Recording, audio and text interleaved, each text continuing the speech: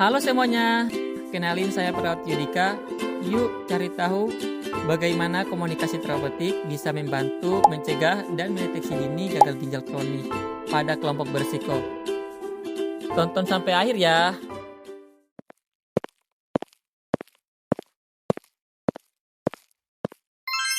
Fase orientasi. Selamat pagi Bapak, silahkan duduk Pak. Perkenalkan, saya Perawat Yudika yang bertugas di Poliklinik pagi ini. Maaf, boleh saya konfirmasi nama dan usia Bapak terlebih dahulu? Selamat pagi, Nurse. Ya, saya Agus. Usia saya 55 tahun. Baik Pak Agus, bagaimana kabarnya hari ini?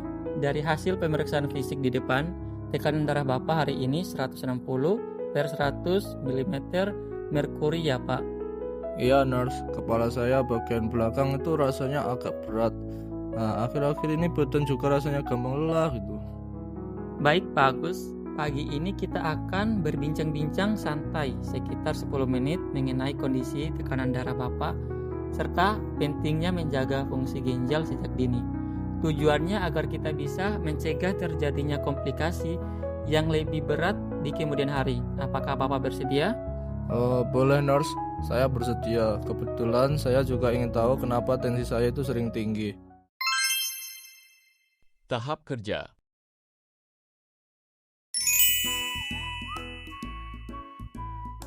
Pak Agus, tekanan darah yang tinggi dan tidak terkontrol dalam jangka panjang secara sistematik dapat merusak pembuluh darah kecil di ginjal Bapak. Jika pembuluh darah tersebut rusak, fungsi ginjal untuk menyaring racun di tubuh akan menurun secara bertahap, atau bisa disebut gagal ginjal kronik. Waduh, bisa sampai kena gagal ginjal ya, Nurse. Saya kira tensi tinggi cuma bikin pusing biasa aja.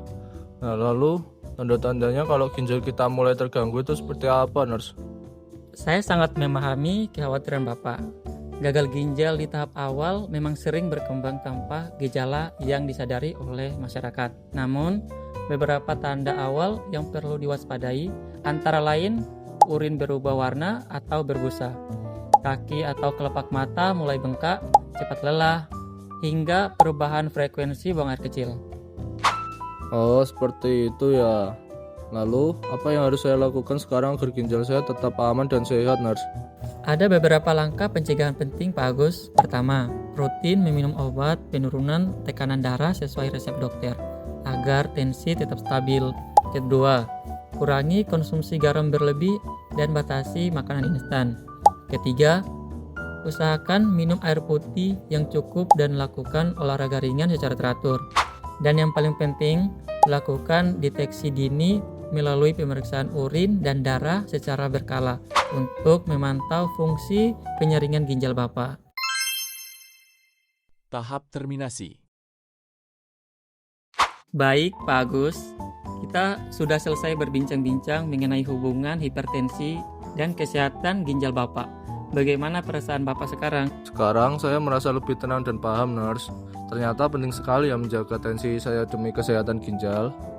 Luar biasa sekali ya Pak. Nah, untuk memastikan informasi tadi tersampaikan dengan baik, bolehkah Bapak menyebutkan kembali 2 langkah pencegahan yang bisa dilakukan di rumah?